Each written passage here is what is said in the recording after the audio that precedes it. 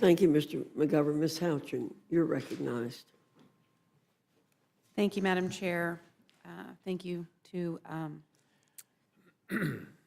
Chairman Lotta, Ranking Member Pallone for being here. From day one, the Trump administration has worked to reverse the disastrous energy policies of the Biden administration, unleashing American energy production and reducing our dependence on our foreign adversaries.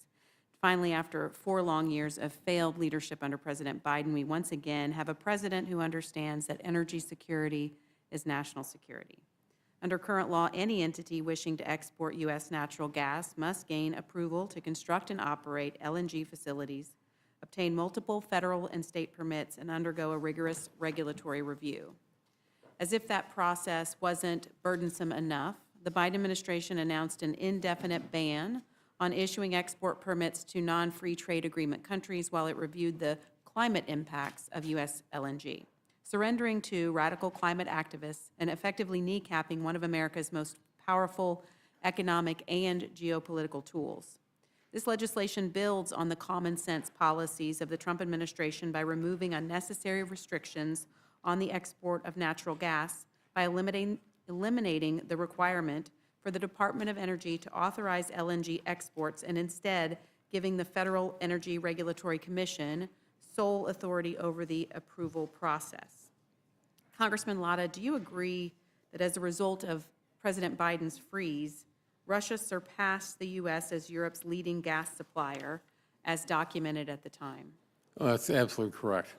And again, if I just can reiterate, one of the things, again, what our European allies have all said, they want to buy from the United States. They do not want to buy from Russia and pay for his war against Ukraine.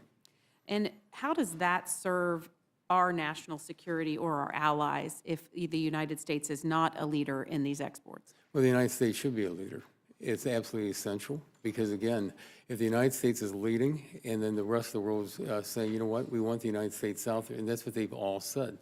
You talk to these countries from around the world, they say they don't want it when it comes to Russia or any place else. If they can get it from the United States, because not only do they know that they're not being held hostage, but they also know this, is that they're making sure that they're not financing wars that they'll end up, could very likely be next in.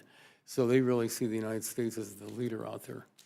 So under the Trump administration, the first Trump administration, the United States was energy independent and was a net positive exporter of energy for the first time in 40 years. Under the Biden administration, LNG exports were stopped, as I mentioned before, under pressure from climate activists. We've heard from some of our colleagues yet this afternoon that if we try to increase exports of natural gas, it might drive up costs for consumers. However, history will tell us that the Biden halt of exports from liquid natural gas only resulted in a less than 1% discount on residential rates, yet it costs the United States in terms of our GDP.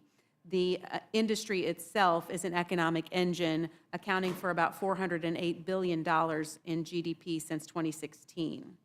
Madam Chairwoman, I'd like to insert for the record an article posted on API.org, Facts Not Fiction, the False Narrative on LNG Exports and U.S. Residential Prices. Without objection. So the International Energy Agency does project global gas demand will reach record highs.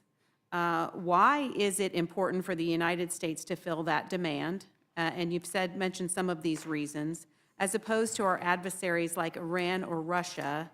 In my view, the United States can and should be a leader and a net exporter of our energy portfolio, and this legislation is a step in that direction. Do you agree? I absolutely agree with that. Thank you. I yield back.